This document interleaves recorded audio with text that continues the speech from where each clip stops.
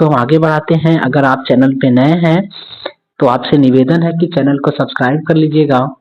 Video पसंद आए तो लाइक जरूर करिएगा, हो सके तो अपने मित्रों में शेयर कर दीजिएगा। और अगर आप चाहते हैं पूरा स्टैटिक जीके पढ़ना तो हमारे प्लेलिस्ट में चले जाइएगा और वहाँ पे सबके सब एक साथ लगभग 40-50 वीडियो पड़े हुए हैं, सब देख लीजिएगा। वो अनंत कालों तक के लिए आपके चलेंगे, चाहे आपका साल कोई भी हो, है ना। आज देखो, आप 10 साल बाद देखो, 20 साल बाद देखो, वो चीजें बदलने वाली नहीं है। स्टैटिक जीके का पोर्शन है तो आप उसे देखें और उसका लाभ प्राप्त करें आप।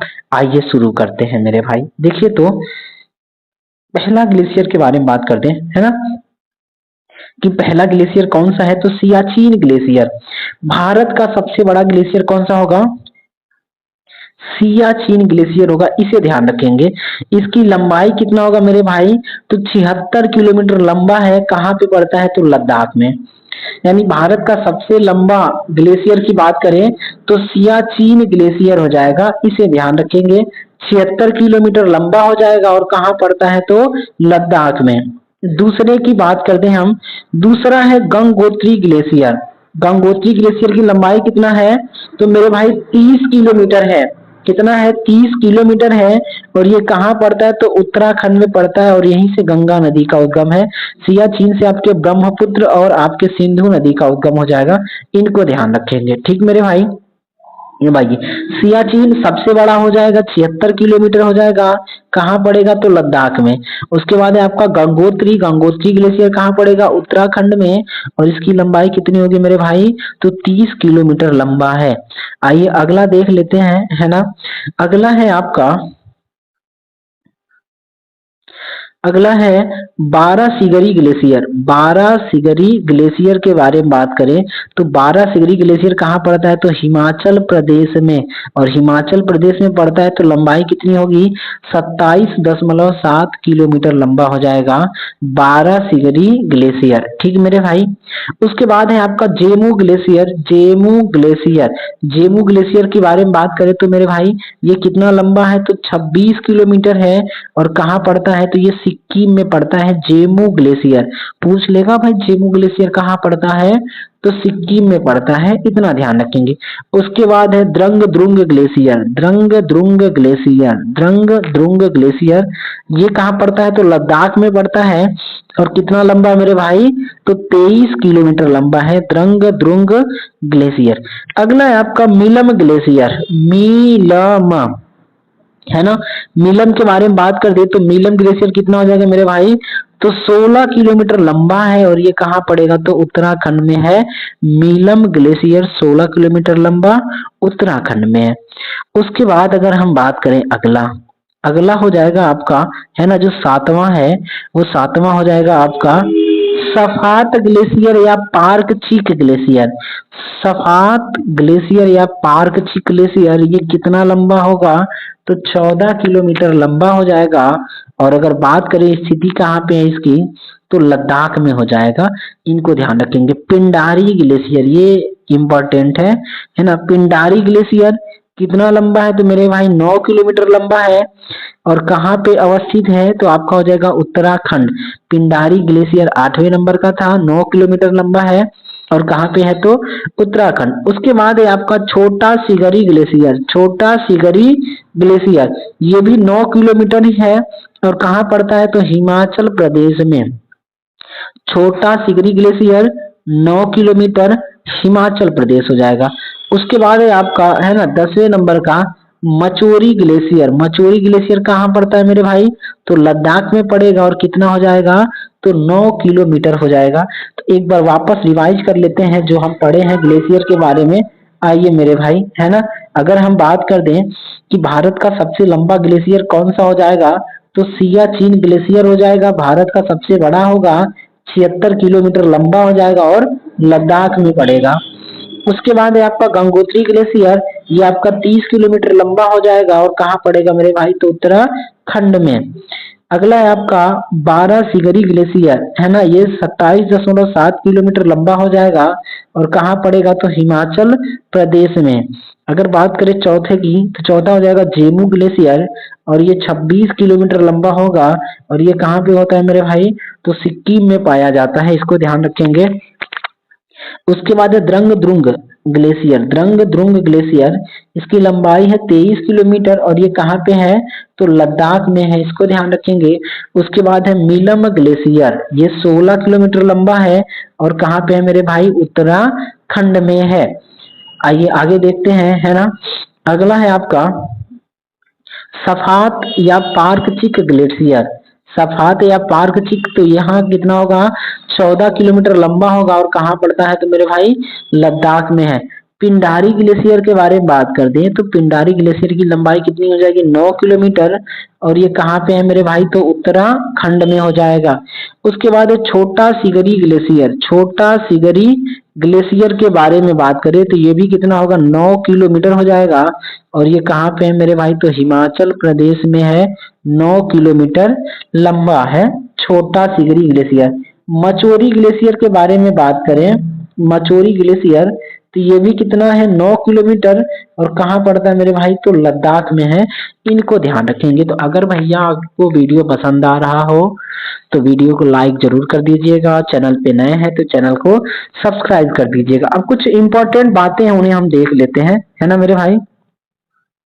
आइए अगर हम बात कर दें कि आपका जो लेम्बर्ट फिशर ग्लेशियर है, लेम्बर्ट फिशर ग्लेशियर, नाम याद रखेंगे, लेम्बर्ट फिशर ग्लेशियर, ये दुनिया का सबसे लंबा या सबसे बड़ा ग्लेशियर है और इसकी लंबाई कितनी है, तो आपके 400 किलोमीटर लंबा है। दुनिया का सबसे बड़ा ग्लेशियर है। कहाँ पे है, तो अंटार्कटिका में।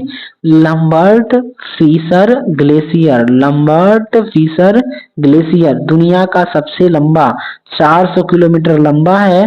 कहाँ पड़ता है, तो अंटार्कटिका में है। ठीक मेरे भाई। उसके बाद देखिए दूसरा आपका तथ्य क्या है कि, है ना, तजाकिस्तान में स्थित फेड फेडचेंको ग्लेशियर, तजाकिस्तान में स्थित फेडचेंको ग्लेशियर 77 किलोमीटर लंबा, ध्रुवीय क्षेत्रों से बाहर विश्व का सबसे बड़ा ग्लेशियर। अगर हम इसको लेम्बर्ट फिशर को छोड़ दें, है ना, और जहाँ पे आबादी रहती है यानी जहाँ लोगों के भीतर की बात करते, ध्रुवों को छोड़ दें, तो सबसे लंबा कौन सा हो जाएगा आपका, तजाकिस्तान वाला हो जाएगा। इसको ध्यान रखेंगे। नाम क्या है, तो फेडचेंको ग्लेशियर और लंबाई कितनी होगी, तो मेरे भाई 77 किलोमीटर हो जाएगा। इसको ध्यान रखेंगे। ठीक है। अब आओ भैया, अब हम बात कर लेते हैं इसी वीडियो में, है ना, कि भारत की प्रमुख नहरें कौन कौन सी हैं और उन नहरों से किन किन राज्यों को लाभ प्राप्त होता है, तो इसको देख लेते हैं। तो लगे हाथ दो काम, ठीक मेरे भाई। आइए देख लेते हैं। अगर हम बात करें भारत की नहरों के बारे में तो आप देखिएगा भारत की प्रमुख नहरें कौन कौन सी हैं, कहाँ से निकलती हैं, इनको देखेंगे और उससे लाभान्वित कौन है। ठीक, तो देख लेते हैं भाई मेरे। पहला नहर क्या है आपका, सेतु समुद्रम शिपिंग नहर। सेतु समुद्रम शिपिंग नहर कहाँ पे है, तो ये तमिलनाडु और केरल में है। आपका लाभान्वित राज्य कौन से हो जाएंगे, आपके तमिलनाडु और केरल हो जाएंगे सेतु समुद्रम। ठीक मेरे भैया। उसके बाद अगर हम बात कर दें इंदिरा गांधी नहर, है ना, इंदिरा गांधी नहर कहाँ पे, तो इससे 3 राज्य लाभान्वित होते हैं, आपके राजस्थान, हरियाणा और पंजाब हो जाएगा। इंदिरा गांधी नहर राजस्थान, हरियाणा और पंजाब, ये 3 राज्य लाभान्वित होते हैं। इनको ध्यान रखेंगे। उसके बाद है आपका वर्किंघम नहर, है ना, वर्किंघम नहर है और ये कहाँ पे है मेरे भाई, तो आंध्र प्रदेश और तमिलनाडु, ये दोनों राज्य इससे लाभ प्राप्त करते हैं। ठीक, इसको ध्यान रखेंगे। उसके बाद है आपका पश्चिम तटीय नहर, पश्चिम तटीय नहर जो कि एनएच, है ना, वाटरवे थर्ड आता है, राष्ट्रीय जलमार्ग थर्ड इसी से होके गुजरता है। तो ये कहाँ पे है, तो केरल में। तो ये सवाल पूछ सकता है कि राष्ट्रीय जलमार्ग 3 किस नहर से होके गुजरता है, तो आपका हो जाएगा पश्चिम तटीय नहर। ठीक मेरे भाई। आइए अगला देखते हैं। अगला है आपका ऊपरी गंगा नहर। ऊपरी गंगा नहर की बात कर ले तो इससे कौन कौन से राज्य लाभान्वित होते हैं, ऊपरी गंगा नहर से, तो आपका हो जाएगा उत्तराखंड और उत्तर प्रदेश हो जाएगा। ऊपरी गंगा नहर से लाभान्वित होने वाले राज्य हैं आपके कौन से, तो उत्तर प्रदेश और उत्तराखंड हो जाएगा। उसके बाद निचली गंगा के बारे में बात कर दें कि निचली गंगा नहर से लाभान्वित होने वाले कौन कौन से आपके राज्य हैं, तो चाहे ऊपरी गंगा हो जाए और चाहे निचली गंगा हो जाए, दोनों में कौन हो जाएगा भैया मेरे, तो आपका उत्तराखंड और उत्तर प्रदेश हो जाएगा, इसे ध्यान रखेंगे। ठीक है, आइए अगले के बारे में बात कर दें। आगरा नहर, आगरा नहर है ना, किसको लाभ देती है? तो उत्तर प्रदेश, हरियाणा और राजस्थान को आगरा नहर से लाभ मिलता है, इसको ध्यान रखिएगा। उसके बाद है आपका तेलुगु गंगा परियोजना। तेलुगु गंगा परियोजना की बात कर दें तो ये नहर कहाँ पे है? तो आंध्र प्रदेश में है, इतना ध्यान रखिएगा। तेलुगु गंगा परियोजना आंध्र प्रदेश में है। उसके बाद है ताजेवाला नहर। ताजेवाला नहर के बारे में बात कर दें तो ये हरियाणा में है, इन्हें ध्यान रखेंगे। ताजेवाला नहर हरियाणा। उसके बाद है कालीन गरायन। कालीन गरायन नहर, कालीन गरायन नहर ये कहाँ पे है मेरे भाई? तो तमिलनाडु में बहती है, इसको ध्यान रखेंगे। कालीन गरायन नहर। उसके बाद है बुद्धानुल्ला नहर। बुद्धानुल्ला नहर के बारे में बात कर दें तो बुद्धानुल्ला नहर कहाँ पे है मेरे भाई? तो पंजाब में है, इतना ध्यान रखेंगे। ठीक है, आइए आगे बढ़ते हैं। अगला हो गया आपका बुद्धानुल्ला हो गया। अब आओ भैया, सतलज यमुना लिंक नहर। सतलज यमुना लिंक नहर कहाँ पे है? तो पंजाब में, इन्हें ध्यान रखिएगा। उसके बाद कोनाली नहर, कोनोली या कोनाली नहर ये कहाँ पे? तो मेरे भाई केरल में है ना। उसके बाद है आइंसले नहर। आइंसले नहर के बारे में बात करें तो ये तमिलनाडु में बहती है, इसको ध्यान रखेंगे। आइंसले नहर। उसके बाद है बांसवराज है ना, बसव राजेश्वरी, बसव राजेश्वरी कैंप नहर। तो ये कहाँ पे होगा? कर्नाटक में। बसव राजेश्वरी कैंप नहर कर्नाटक में बहती है। उसके बाद निचली भवानी है ना परियोजना नहर। निचली भवानी, तो ये भवानी कहाँ बहती है? तो आपका हो जाएगा तमिलनाडु में। उसके बाद है कावेरी वैगई लिंक परियोजना। कावेरी वैगई लिंक परियोजना तो आपके कर्नाटक, केरल और तमिलनाडु में है आपका कावेरी वैगई लिंक परियोजना। ये 3 राज्यों से होकर गुजरती है, कर्नाटक, केरल और तमिलनाडु से।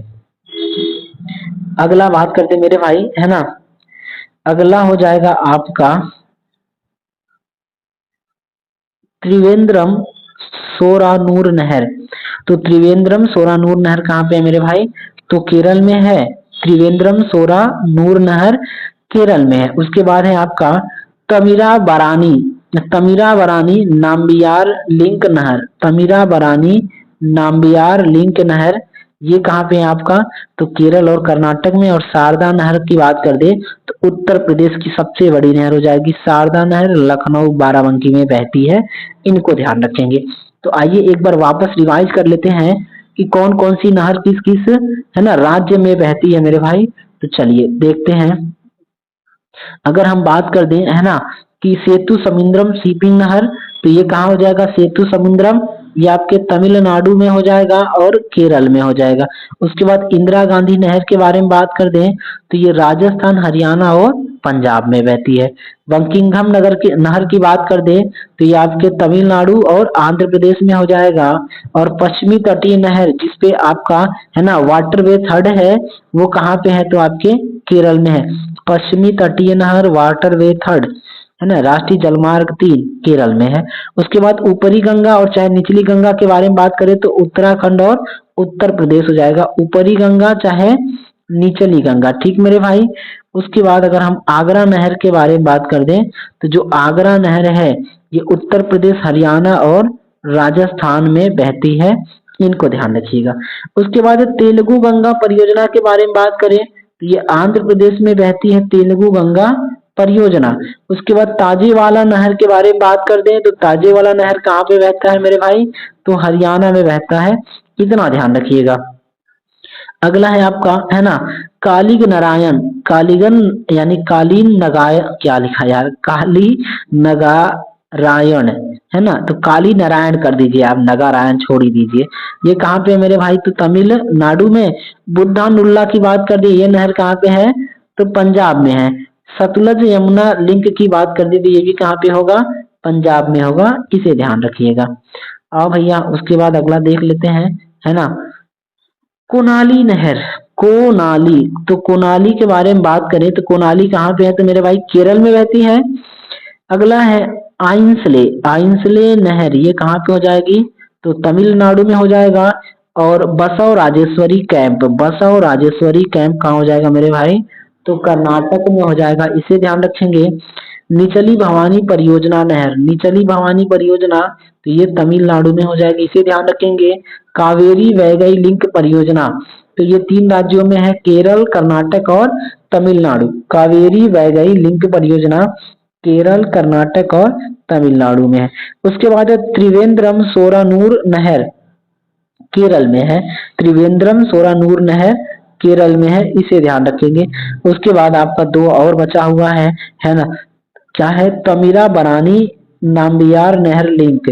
तमीरा बरानी कहाँ पे है?